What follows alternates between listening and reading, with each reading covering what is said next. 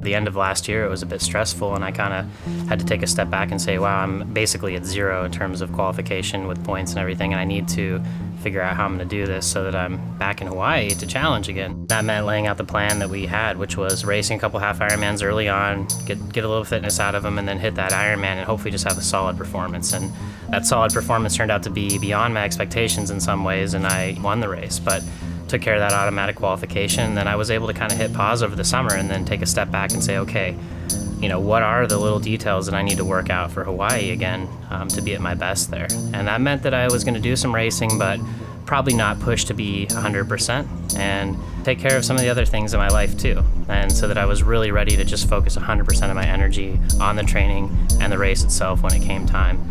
I was telling Kelsey the other day that I came out here in July with the idea that I wanted to kind of reconnect and reestablish that connection, and I didn't feel like I really got it 100%. I did in certain ways, but I also felt like it was a reminder of how brutal this place is, and it was kind of scary in a way where you're like, man, this place is savage. I think it was really important though, because what it did in the end is that it kind of got that tough part out of the way, and now I stepped off the plane this time and I'm back in that good place where I'm like, I do feel connected with this place, and I'm very excited to be here. I can just sense that it's going to be a good race. There's something that happens, that evolution in your fitness, where you get to that place where you're really ready, and I think that helps too. That put me in that mental place this time where I'm like, I've done the work. Now it's time to put that work to use, and I'm excited about that. I want to see where I stack up against the best in the world.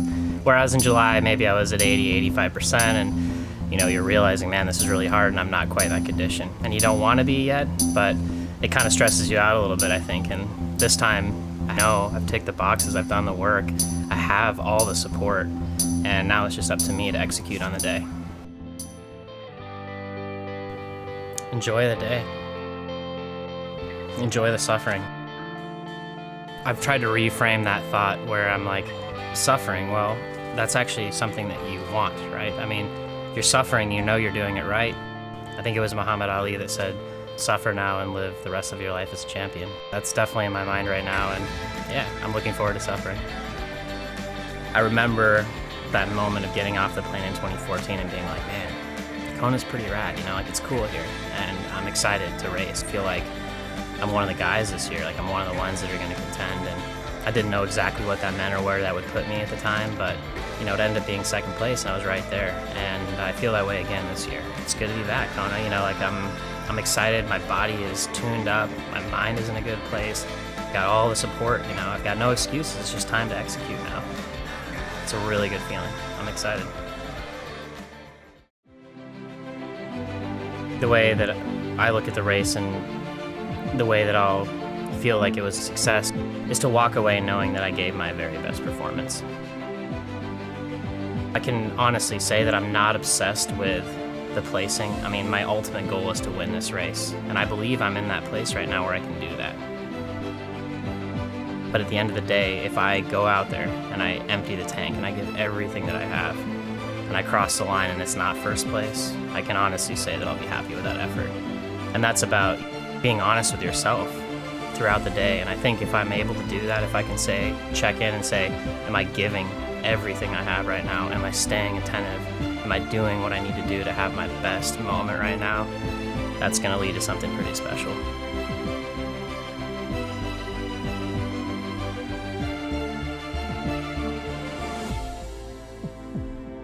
Those moments after the race, being in that lobby and reflecting on the race a little bit and being able to share those moments with my family, that email that my dad had sent me before the race where it was like, hey, no matter what happens in this race, your life is rich and full. It's a great place to be. I'm fired up with the result. I think it was really solid. It was another step forward in a lot of ways. I got back in the mix in the biggest race in the world, and yeah, I'm gonna take a step back now, enjoy what I'm doing, and start planning for next year to come back even stronger and get that last 1 or 2% and try to win Ironman Hawaii next year.